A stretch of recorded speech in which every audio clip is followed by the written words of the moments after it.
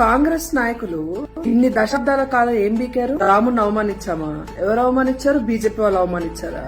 మీరేం బీకారు? మరి రాముడికి రామ జన్మభూమి స్థలంలో రాముడికి గుడి లేదు, టెంట్ లోపల ఒక గుడ్డేసిన టెంట్ లోపల ఉంచారు రాముడిని. మెజారిటీగా ఉన్న హిందువులు ఆరాధించే దైవము ధర్మ రూపంగా భావించే రాముడికి మందిరం లేకుండా చేశారు. రామ జన్మభూమి గురించి సుప్రీంకోర్టులో పిటిషన్ పడినప్పుడు 24 మంది అడ్వకేట్లని అసలు రాముడు లేడు అని చెప్పి రాముడికి వ్యతిరేకంగా నిల్చోబెట్టింది కాంగ్రెస్ ప్రభుత్వం.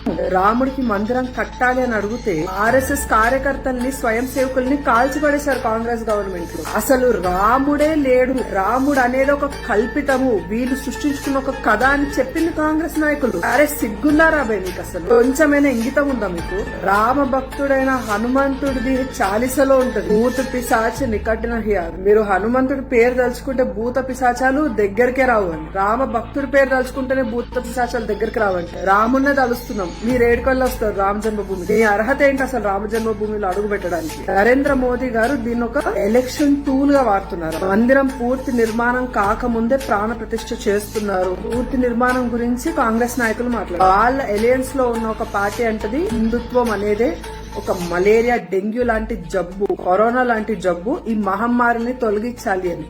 అంటే పూర్తిగా ఈ సనాతన ధర్మాన్ని మట్టు పెట్టాలి, అంతమొందించాలి అని మాట్లాడతారు. ప్రైమ్ మినిస్టర్ ఫేస్ అని పెట్టుకొని తిరిగే రాహుల్ గాంధీ కూడా హిందువుల్ని, హిందుత్వవాదుల్ని దేశం నుంచి ఎల్లగొట్టాలంటారు. కానీ హిందువులకు మాత్రం సిగ్గులేదు. ఇన్ని మాటలు అన్నా కూడా పోయి మళ్ళీ కాంగ్రెస్ కి ఓటేస్తారు చూడు. ఇక్కడ వచ్చింది అసలు సమస్య. నరేంద్ర మోదీ గారు గవర్నమెంట్ ఫామ్ చెయ్యాలనే ఆలోచనలో ఉండి రామ జన్మభూమిలో రాముడి ప్రతిష్ఠ చెయ్యట్లేదు. గవర్నమెంట్ వచ్చినా రాకపోయినా అక్కడ హిందువుల యొక్క అస్తిత్వం ఉంది. రాముడి మందిరం అక్కడ నిర్మాణం జరగడానికి 500 సంవత్సరాల పోరాటం కొనసాగింది. ఈ కాంగ్రెస్ అలయన్స్ లో ఉన్న ప్రతి ఒక్కళ్ళు కూడా మేము గవర్నమెంట్ ఫామ్ చేస్తే ఖచ్చితంగా రాముడి మందిరాన్ని కూలగొడతాము అని చెప్పేసి ఇండైరెక్ట్ గా కాదు డైరెక్ట్ గా చెప్తున్నారు. If by chance Narendra Modi గారి ప్రభుత్వం మళ్ళీ రాలేదు అని అంటే ఇప్పటిదాకా కట్టిన గుడిని కూలగొట్టడానికి కూడా కాంగ్రెస్ నాయకులు వెనకడుగు వెయ్యరు. అందుకనే నరేంద్ర మోదీ గారు ఎలక్షన్స్ కన్నా ముందే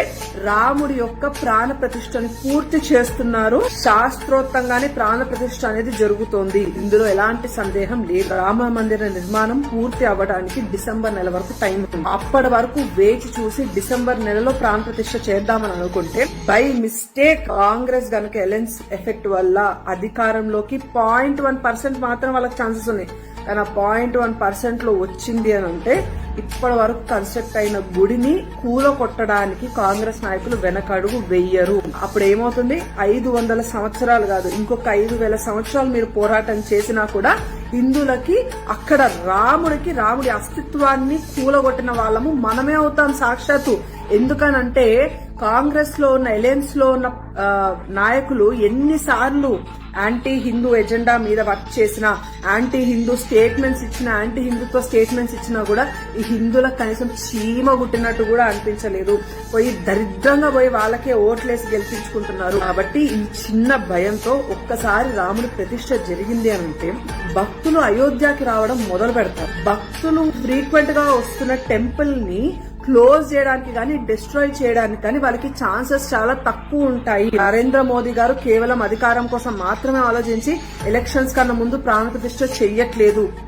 ఈ అలయన్స్ ప్రభావం ఎంతవరకు ఉండొచ్చు అనే ఒక భయంతో గవర్నమెంట్ వస్తే రామ్లల్లా ఎస్సే, గవర్నమెంట్ రాకపోతే ఆ 0.01% ఛాన్స్ కూడా నరేంద్ర మోదీ గారు తీసుకోదలుచుకోలేదు. అందుకని శాస్త్రోక్తంగా గుడిలో రాముడి ప్రతిష్ఠ చేయడానికి, ప్రాణ ప్రతిష్ఠ చేయడానికి ఎంతవరకు గుడి నిర్మాణం పూర్తి అవ్వాలో శాస్త్రాలు ఎలా చెప్తున్నాయో అంతవరకు పూర్తి చేసి ప్రాణ ప్రతిష్ఠ చేసి మిగతా బయట భాగం అంతా ఏదైతే పెండింగ్ వర్క్ ఉందో అది కంటిన్యూ అవుతూ ఉంటుంది.